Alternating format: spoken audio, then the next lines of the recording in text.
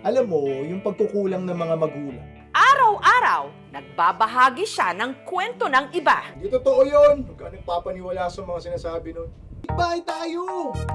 Pirming takbuhan ng mga nanghihingi ng advice. Maraming salamat po sa lahat ng mga nakaantabay. Ang radio DJ ng Barangay LS 97.1, si Papa JT. Pero marami ang nagulat ng kamakailan. Si Papa JT naman ang nagsalaysay tungkol sa kanyang pagkatao. Sa isang TikTok post kasi, ikwinento niya ang napakalaking plot twist ng kanyang buhay. Ang kinilala niya kasing ama't ina sa loob ng mahigit 4 na dekada, hindi niya pala mga totoong magulang. Yang ate mo ang totoong nanay mo. Ito ang ikukwento sa atin ngayon ni Papa JT. Sa Paco, sa Maynila, lumaki si Papa JT na bunso sa 5 magkakapatid. Ang buhay namin noon, mahirap. Foreman sa construction yung tatay ko. Yung tatay ko na si Papa Eddie, pagkasahod nga nila, may dalang ice cream yan. Nakita ko naman sa kanila na hindi sila nagdamot sa akin. Pero si Papa JT, certified mama's boy. Barangay. Palagi ko yung dinadala sa church. Matalino siyang bata. Hindi ko yung napalo kahit isang beses. Kasi masunurin siya. Pero dahil sa hirap ng buhay, namasukan ang kanyang mama Edna bilang domestic helper sa Hong Kong. Sa kabila ng pagmamahal na ibinuhos sa kanya ng mga kinilalang magulang, pakiramdam ni JT may kulang. Noong 1993, 10 years old ako, may pakiwari na ako na ampun ako eh. Si JT, ipinagkibit balikat lang ang lahat. Kasi para sa akin, ang tatay ko ay si Papa Eddie, ang nanay ko si Mama Edna. Sarado na ako dun. Pero taong 2019, namatay ang kanyang Papa Eddie. Napadalas din daw ang alita ng kanyang Mama Edna at Ate Bacuz. Lagi ko nga iniisip kasi ang lapit ng edad nila, para silang mag-ate, parang ganun. Naisip ko na parang normal lang yon na nagbabangayan silang mag-ina eh. Hanggang nito lang Disyembre, sina Edna at Bacuz muling nagbangayan. Nag-build up na yung galit ng isa't isa.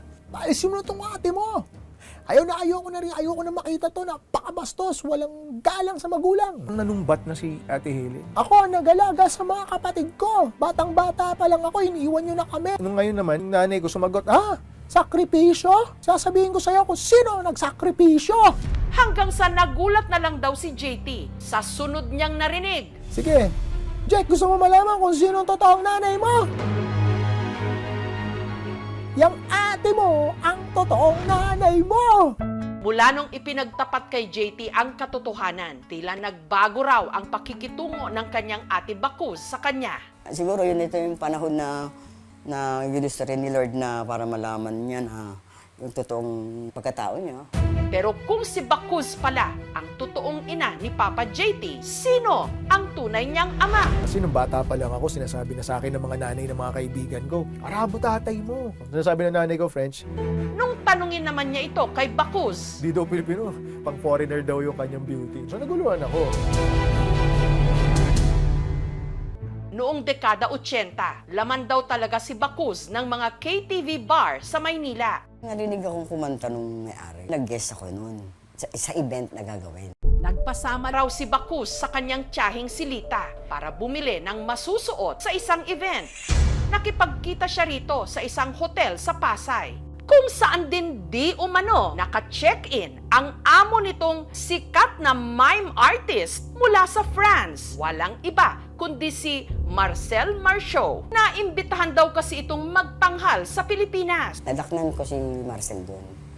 Eh, wala raw yung ate ko at may inutos sa kanya. Pero antayin mo na rito, sabi niya.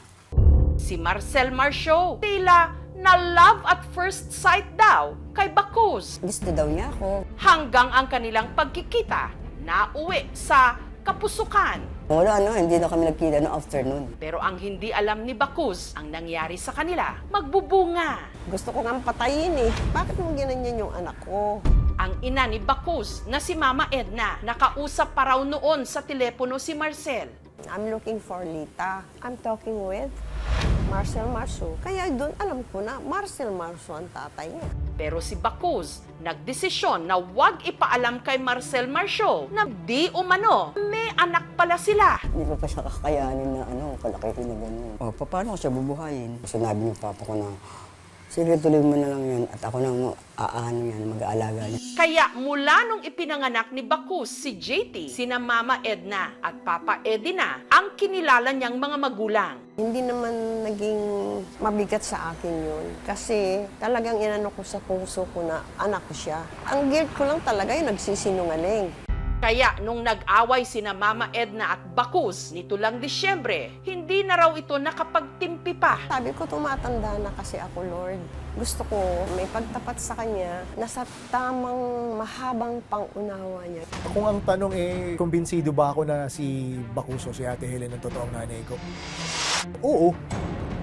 100% yun. Kasi yung nanay ko, nakita niya na buntis si ate. At ako yung lumabas. Naniniwala naman kaya si Papa JT na ang sikat na French mime artist na si Marcel Marcio ang tunay niyang ama? Mukha bang French to? Mas mukha itong Middle Eastern. Gusto ko lang malaman, shawarma ba to o croissant? Para kumpirmahin ang salaysay ni Bacuz, kailangang matunton ang tiyahin niyang si Lita.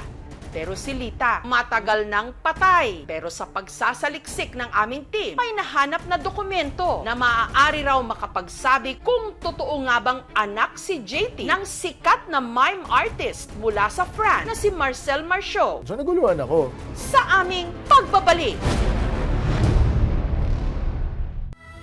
Sa dinami-rami ng kwentong ibinahagi ng radio DJ na si Papa JT, Alam mo, yung pagkukulang ng mga magulang, normal yan. hindi niya inasahang personal na kwento niya na ang susunod niyang ilalahad. Kamakailan lang kasi nadiskubre niya na ang kinilala niyang ina na si Mama Edna, hindi niya pala nanay, kundi lola. Nag-aaway sila nun Nanumbat na si Ate Helen. Ako ang nag-alaga sa mga kapatid ko. Nag-build up na yung galit ng isa't isa. Nung ngayon naman, yung nanay ko sumagot, gusto mo malaman kung sino ang totoong nanay mo? Yang ate mo! Siguro yun ito yung panahon na nag-gusto rin ni Lord na para malaman niya na yung totoong pagkatao niya. At ang tunay raw na ama niya, di umano, ang sikat na mime artist mula sa France, si Marcel Marcio. Nadaknan ko si Marcel doon. Gusto daw niya ako. Mukha bang French to? Mas mukha itong Middle Eastern. Pero ang French mime nga ba na si Marcel Marcio ang tunay na ama ni JT? Si Marcel Marcio yumauna taong 2007. At ayon sa tala ng Cultural Center of the Philippines o ng CCP, makailang beses nga siyang nagtanghal sa Pilipinas. We only have 3 performance programs from 1970, 1988, and 1989. Kung August 1983 ipinanganak si Papa JT at kung pumunta lang noon si Marcel Marcio sa Pilipinas, tuwing ito'y may pagtatanghal, ibig sabihin, malabo na ang pamosong mime artist mula sa France ang ama ni Papa JT. Paano niyo po nasiguro na si Marcel po yung... Oo, dahil siya lang naman yung nakausap ko sa moment na yun Mas kumbinsido ako sa Arabo. Pero ang feeling ko, cover-up story si Marcel. Maraming salamat mo, siyempre. Napalaki mo si Jack ng pogi, mabait. Gampanan mo yung dapat kong gampanan. Kung ano man yung labis na pagmamahal mo sa akin, ganon din yung gawin mo sa ate mo.